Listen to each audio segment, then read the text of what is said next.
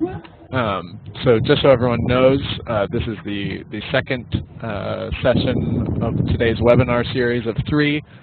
This one is using library resources in Canvas and is going to be presented by Sam Harlow, who, amongst other things, is our online learning librarian. So this recording will be available for people who come in late, but also for everyone who wants reminders and refreshers about all the great stuff Sam has for us on the UTLC website. So you'll be able to get this afterwards. And I will also link you to the next session for everyone who came from the previous session. You'll also be linked to the next session that we have on peer review in Canvas immediately following this session. So with that, I will let Sam get started. Thanks, Sam. Thanks. So, hello, like Ben said, I am the online learning librarian for UNCG Libraries. So I'm going to quickly cover just how we can be involved in your online Canvas courses at UNCG. So, and I'll share a link to this presentation after I go through it. So the first thing is just to make it clear off of the bat, UNCG Libraries is more than books. So, and more than just helping people find stuff online. So we can help students with topic creation, source evaluation, keyword creation, subject-specific research, and more. So I just want everyone to keep that in mind. So in Canvas, we can create content, embed and link to content in the rich content editor. We can provide asynchronous and synchronous instruction. We can be a librarian in the People tab in Canvas, and we can link to course guides, which that's what I'm going to cover today. So the first thing I want to talk about is that we have a librarian role in Canvas. So every department at UNCG has a library liaison. So, you know, like I am the library liaison to public health education, kinesiology, as well as some of the fully online programs like BLS, MALS. So if you have any courses in that, I am your librarian. If I did mention one of your departments, I can help connect you to your librarian if you're teaching an online course. And this link right here, which I'll show you, again, you'll get all these links at the end, does link you to a page which will show you who your liaison is and has their email. So here's what we can do in Canvas. If you go to your People tab on the left and then click that plus People tab, you can then add our username, so like mine's SL Harlow, you could add that in there, and then over here on the role, we have a role called librarian. Basically, that is the designer role, so we can go in and create content, create announcements, create modules, and then the only thing we can't do as a librarian is grade. So if you wanted us to do some grading with you, then you'd have to put us in as an instructor, but we find this librarian tab is good because we don't get,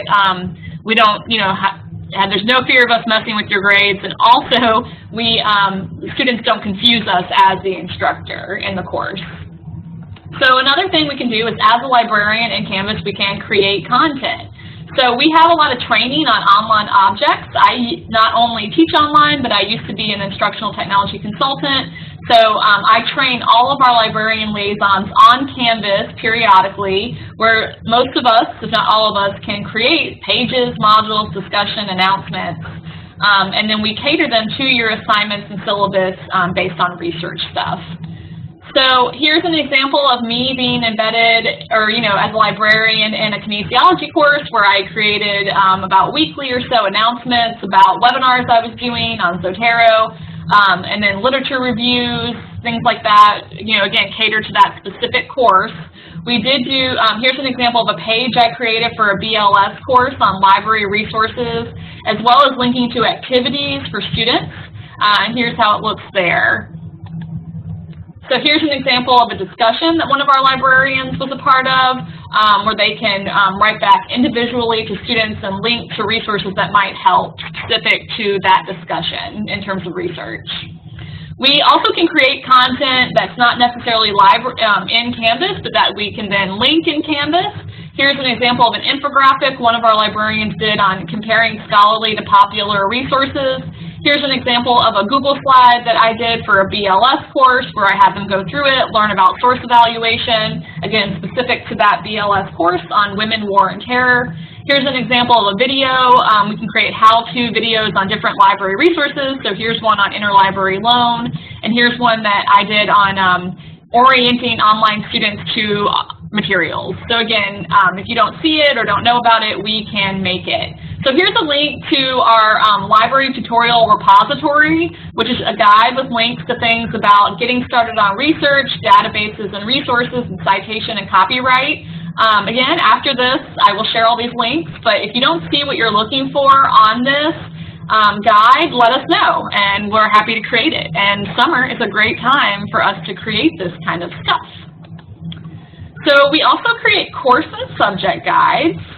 So one of these here is an example of our BLS guide. So we have a guide for every major and at UNCG, as well as we can create them for specific courses. Again, cater to your learning objectives and your syllabus.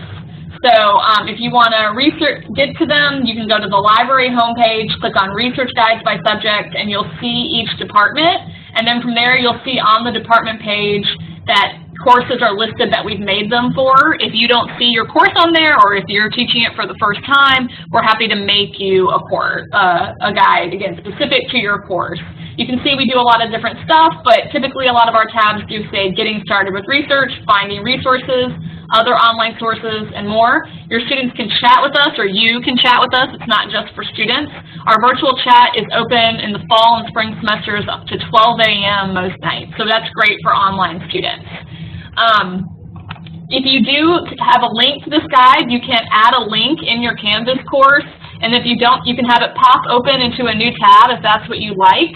But if you don't do that, it will kind of embed within your Canvas course as well. We also have subject guides on a variety of subjects that aren't necessarily course related. Here's an example that we do have one for distance and online students to help them get oriented to our library, where we have guides on using our library catalog, database guides, getting help with research, and more. We do have tutorials on the research process called PATH. We're redoing them that will be done in fall, but the PATH is a great thing for students to get started on research. And then Google, we have stuff on Google Scholar and more, like that tutorial page I showed you. So if you go to that Research Guides by Subject, you can see here that we do have this additional guides page. We have a citation guide, Zotero, citation management, accessibility resources, and more. So be sure to check this out. It's kind of hidden. So again, this link is on this that I'll share with you on this Google slide. Okay, so the next thing I want to talk about is that we can do instruction in an online course, which then would be in your Canvas course. So we are trained on teaching. We go to a lot of conferences on teaching and pedagogy. We are trained on online learning. I provide workshops for all our librarians to keep them up to date about instructional technology tools. So we love to get in there and help with synchronous or asynchronous instruction online. So we can, if you do a synchronous course, create WebEx sessions or webinars. If you don't do a synchronous course, we can still provide webinars for your course. If we didn't want to use that WebEx tab on the left, we are trained on WebEx, so we can just provide a link to your students to the webinar. What I typically do in my online instruction webinars is that I'll send a Google form out to your students, find a time that works for the most of your students, and then do it that way, and then we'll record it, and if they can't make it, I can send you a link to that webinar. So we can do webinars on, again, source evaluation, creating topics, cater to a specific assignment, and more. So here's an example of an asynchronous activity that I did for a BLS course where we had students go through a Google slide and then they had to fill out a Google form, and then I could provide them feedback based on how they filled out their Google form on their topic creation. So again, this is something I did working with that instructor, and so we would work with you and your needs and what you like to do and kind of cater it to you. Here's an example of an asynchronous or synchronous. I actually did this as group work face-to-face, but it would work online. I do this sometimes with online courses where I provided a link on the course guide to a Google slide where I had them split up into groups and go through interventions. This was for a public health course. And then they had to find keywords based on these interventions, health interventions, a library database. They had to find a permalink, and then they had to tell me something they learned. So again, this is something where, you know, they learned some stuff, I learned about what they struggle with, and more. So we love to do this kind of thing in Canvas and beyond. So here's an example of a new Google site that one of our librarians made for CST 105. We like to stick with our course guides, but again, we're flexible and we're willing to do stuff like this. So here she had videos, forms, things like that for the online students to go through on these different topics, and then links to get help and that kind of thing. So I'm going to now go into what we can do in the rich content editor with links and embedding. So permalinks are permanent links to online library resources, typically not found in the URL at the top. A lot of times those URL at the tops are session links. So why do permalinks matter? First off, we want you to be able to find the stuff again, and we want your students to access the stuff again. But using permalinks from library resources is a nice way that you can get around licensing and copyright issues. So student fees, do you pay for us to pay for these library databases where we get a lot of our ebooks, electronic resources, streaming film? So using that means that we're pushing your online students and you, if you're off campus, through these proxies where you will log in with your UNCG email address. So if you use these permalinks, you can get around a lot of these copyright issues that can happen in an online course. Technically, you know, using PDFs from library resources, even though we pay for them, could be a little bit questionable in terms of copyright, but using a permalink, which will again put students and you through these logins if you're off campus, will solve any copyright issues we have. So this is a short webinar where I don't have time to kind of go on and on about copyright, so this would be a good thing where you could talk to your liaison if you're concerned or have questions. But there is this nice link here if you're ever interested in it on the Wayne State Fair Use Checklist, where it kind of goes through if what you're doing online could be in favor of fair use or ways against fair use. And you can see here there's a lot of factors. It's not black and white. It's not just like, oh, I'm using one chapter, or, oh, I'm using just one scene from a film. It's complicated. And so definitely look at this and contact us if you have questions, and know that we are here to help. So permalinks, again, if you're in a library database online, like EBSCO, ProQuest, or things like that, a lot of times they can be found on the right-hand side, upper right-hand side, and they'll say things like permalink. If you click on that, it will give you this link that kind of will say this, it will sometimes say login at UNCG in the URL, but there's different places where you can get them. So just to kind of, if we have time at the end, I'll kind of go through where to find them. But again, it's just something to keep in mind to try to find these things. They're sometimes called stable URLs. ProQuest calls it your document URL, and then do it and that's how you can find this kind of stuff. So here's a guide on finding permalinks and multidisciplinary databases. It doesn't have everything, but it does have Academic Search Complete, ProQuest databases, JSTOR, and Project Muse. So this maybe can look familiar to some of you, but this is Academic Search Complete is a big part of EBSCO, which is a company that owns things like ERIC, PsycInfo, a lot more. So here you can see I'm in a resource, and then you can see here on the right there's the permalink. If you click into the PDF, you can also find it on the permalink icon on the far right, which is this little plus symbol. If you're in ProQuest, you go to the abstract details page, and then you scroll down, and then you can find the document URL. You can see here it has this login.libproxy.uncg. A lot of our permalinks do have that in it.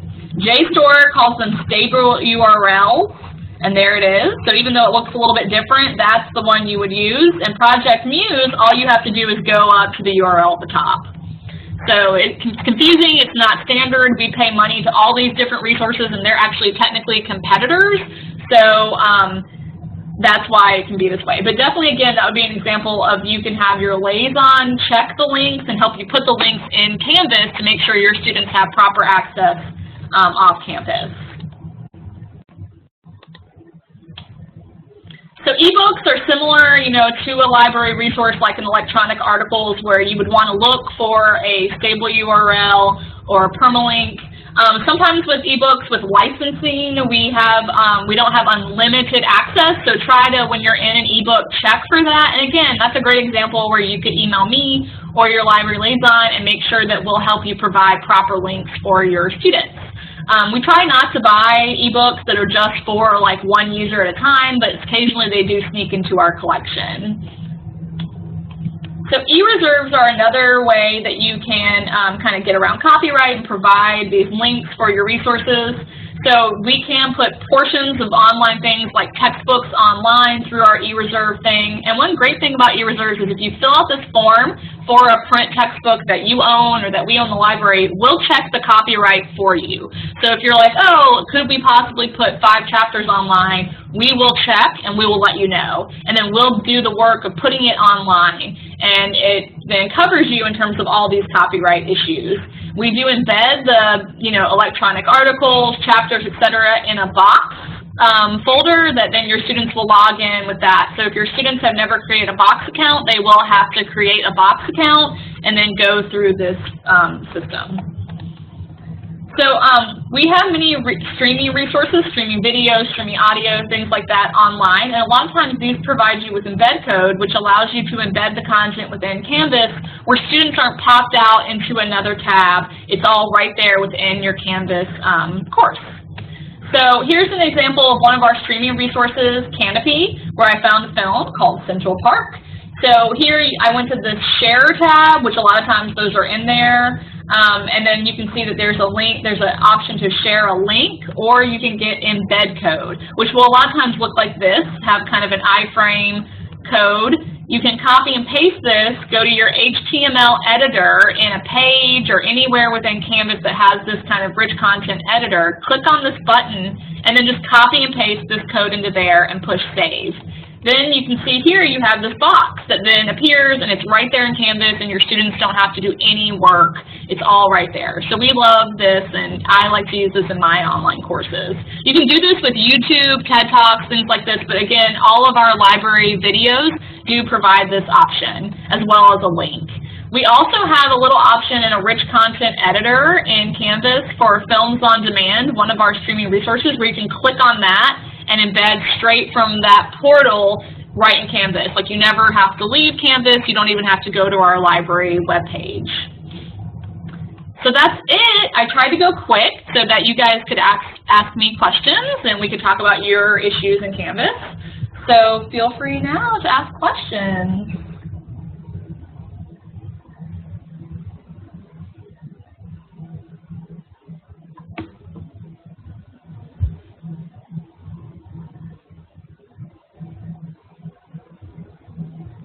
Sam, I have a question while other people gather their thoughts. So for some things, I have my students get used to going to the files section for looking for resources. But then when I want to use something like a permalink to a resource, it doesn't seem like there's a good way to make links appear in the files. Am I missing something there, or do I just need to help my students get used to bouncing back and forth between links to web resources and then other files? Yeah, so the Files tab is just meant for files, and it's the only way you can really organize in there is files, and it goes alphabetically. So if you use modules to share content or even content pages, there's an option within modules that you can add anything to a module, more like a folder. So within there, you can add a link, a file, an assignment, and if you add a link, then it will, like I said, sometimes embed right within the page, and you don't even have to send your students to another tab. But you could send them to another tab if that's what you prefer, and then have them log on. So yeah, I would recommend using modules if you're going to share links, and that way you could put them in a content page, you could put them in modules and things like that. I typically use files just as like a file repository, and then I actually put my files in modules so I can like organize them in the order I want.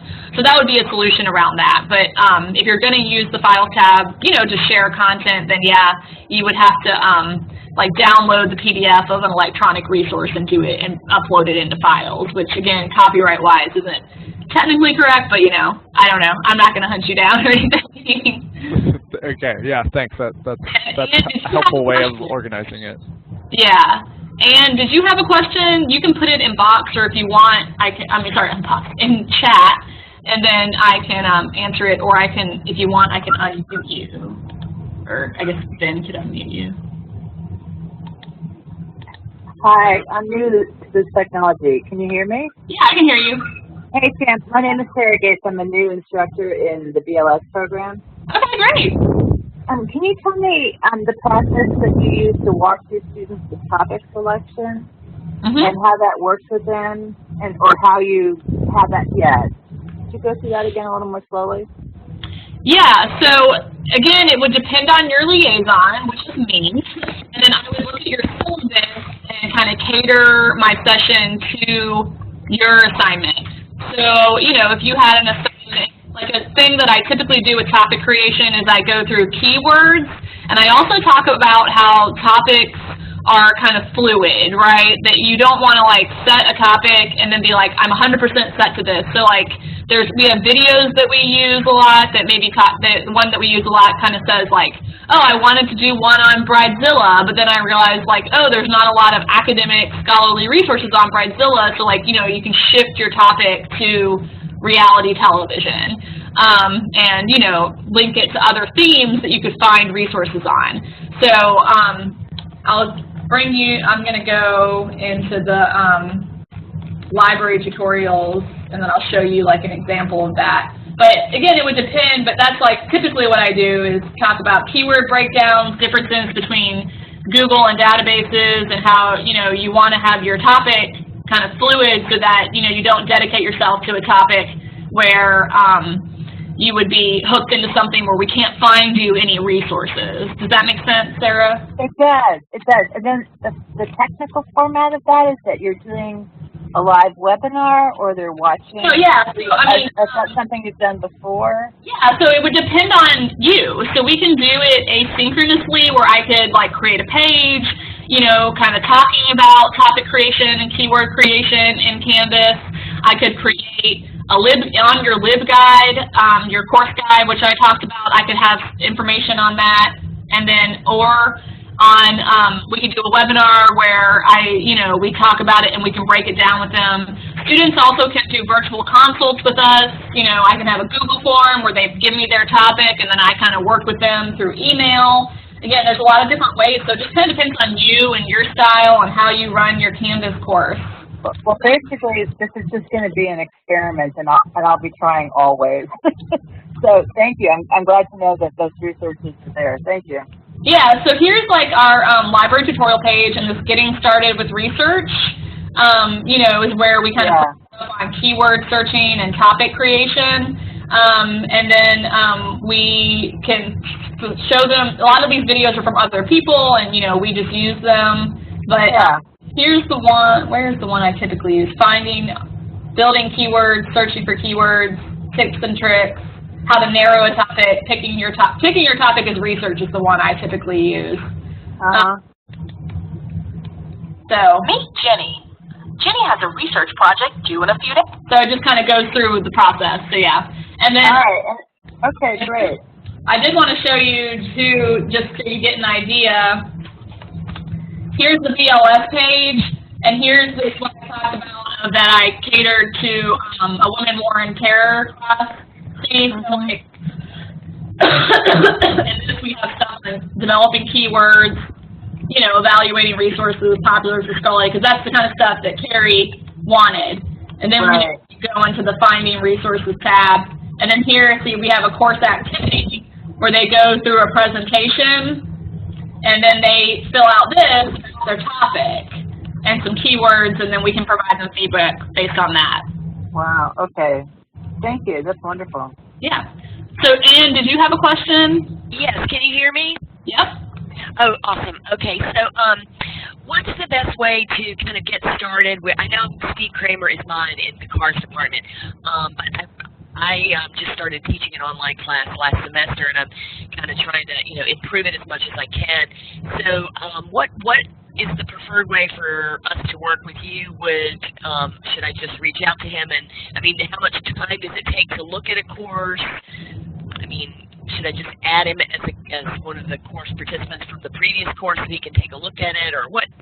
Just set up a face-to-face? What do you prefer? That's a great question, and it really just depends on the liaison. So I'm the online learning librarian, so I kind of help manage all the online learning objects. I help promote our stuff to online students and instructors, and I work with all the online courses. Like I, do a lot of the Canvas work, but then our liaisons are subject experts, and do the connections and do kind of the groundwork with departments. So I would, like you said, talk to Steve, and then it's up to you and Steve if you want to meet face-to-face, and then Steve, will recommend what he thinks is best for your course based on his expertise of working with cars.